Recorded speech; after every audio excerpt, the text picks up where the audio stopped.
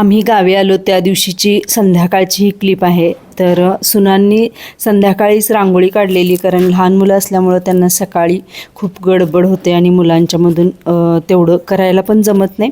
त्यामुळं संध्याकाळी रांगोळी छान अशी काढलेली आहे आणि सकाळीसुद्धा मी दाखवतेच तुम्हाला. तर हे बघा, दुसऱ्या दिवशी सकाळी म्हणजे नरक चतुर्दशी दिवशीचा पहाटेचा हा व्हिडिओ आहे. तर अशी छान अशी रांगोळी रेखाटलेली आहे मस्तपैकी. आज नरक चतुर्दशी आणि आज आहे पहिली अंघोळ. आणि तुम्हाला मी रांगोळीसुद्धा दाखवली. अजून सूर्योदय व्हायचा आहे.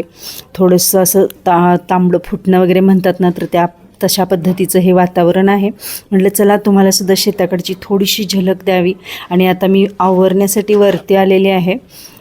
सूर्योदयसुद्धा झालेला आहे. सूर्यदेवांचं दर्शन होत आहे. बघू शकता पाठीमागं मी दाखवते तुम्हाला. अगदी मस्त असं इथून दर्शन होतं आणि सकाळचा व्ह्यू पण दाखवते.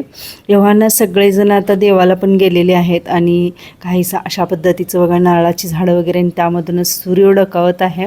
मी सुद्धा इथं सूर्यनारायणाला नमस्कार केला आणि सकाळी सकाळी आजच्या व्हिडिओला सुरुवात केली. छान असं माझं आवरून झालं आहे आणि आता सगळे घरातले पुरुष मंडळी, मुलं सगळी गेलेली देवाला. म्हणजे आमच्या इथं ना देवळामध्ये जाऊन, मंदिरामध्ये जाऊन देवांना अक्षता फुलं वगैरे वाहून यायचं, त्यांना नमस्कार करायचा. कारण वर्षातून एकदाच दिवाळी येते आणि ही परंपरा कायम आहे. सकाळी लवकर उठून म्हणजे जातात. आणि आता आम्ही लेडीज ज्या घरातल्या आहेत तर सगळ्यांनी छान छान अशा साड्या वगैरे नेसून सगळं आवरलं आणि आता मी खाली जाते, कारण सगळ्यांना ओवाळायचं आहे. देवाला जाऊन आल्यानंतर ओवाळायचं. म्हणजे नरक चतुर्दशी दिवाळी असते त्या दिवशी आमच्या इकडं ह्या अशा प्रकारच्या आहेत पद्धती. आजच्या दिवशी ओवाळलं जातं. तर स्टे ट्यून, कनेक्ट राहा आणि तुम्हा सर्वांना माझ्याकडून हॅपी दिवाळी.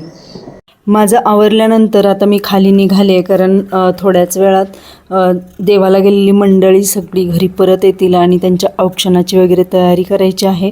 मी सुद्धा थोडीशी रांगोळी वगैरे काढण्यासाठी मदत करते. तर त्यासाठीच मी लवकर आवरलं पटपट आणि खाली चालले आता. आणि थोड्या वेळानंतर बाकीच्या सगळ्या गोष्टी होतील.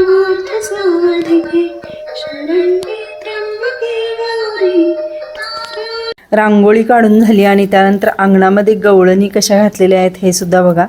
प्रत्येक वर्षी आमच्या इकडं अशा गवळणी असतात पाडव्यापर्यंत आणि रांगोळीसुद्धा सुबक अशी. आणि हा आहे आमचा रॉक्सी. खूप छान आहे, मस्त असा.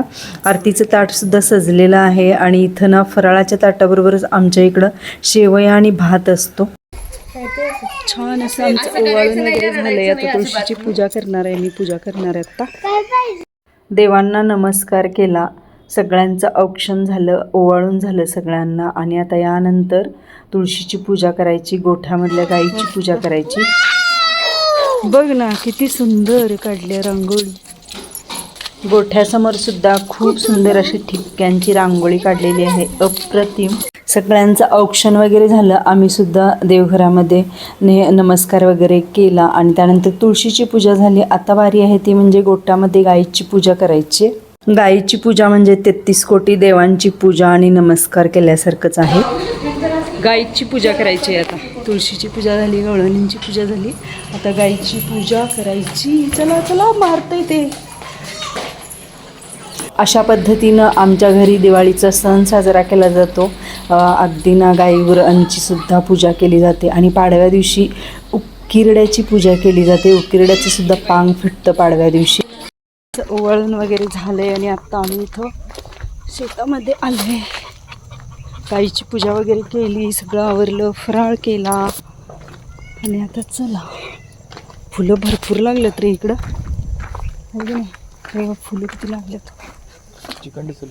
सगळं आवरल्यानंतर आम्ही आमच्या शेतामध्ये महादेवाचं मंदिर आहे, नंदिकेश्वर महादेव, तर तिथं जाण्यासाठी निघालो आहे. सकाळी सगळे जेंट्स लोक आणि मुलं जाऊन आलेले आणि आत्ता आम्ही सगळ्या महिला मंडळ घरातलं तर आम्ही सगळ्याजणी आलो आहे. आणि आता इथं छान अशी पूजा वगैरे करायची, थोडा वेळ बसायचा आराम, अगदी 5 ते 10 मिनटं. आणि हा परिसर इथला म्हणाल तर खूप सुंदर असा आहे. फुलांची भरपूर अशी झाडं लावलेली आहेत आणि इथं गोकर्णाची फुलं मला दिसली आणि महादेवांना तर गोकर्ण प्रिय आहे, तर त्यामुळं मग मी गोकर्णाची फुलं तोडून घेता इथं. आणि पांढरी जास्वंदी, गुलाबी जास्वंदी सुद्धा आहे काही, त्यामधली सुद्धा मी फुलं काढून घेत आहे. आणि आता यानंतर नंदिकेश्वर महादेवांचं दर्शन घ्यायचं, त्यांना फुलं अर्पण करायची, थोडा वेळ बसायचं आणि मग परत आपल्या रुटीनला रोजचं रुटीन.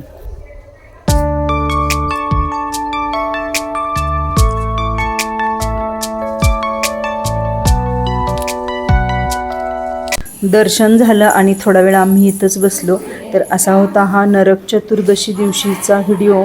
तुम्हाला कसा वाटला हे नक्की कमेंट करून सांगा. लाईक शेअर सबस्क्राईब करा. भेटूया नवीन एका छानशा व्हिडिओसोबत.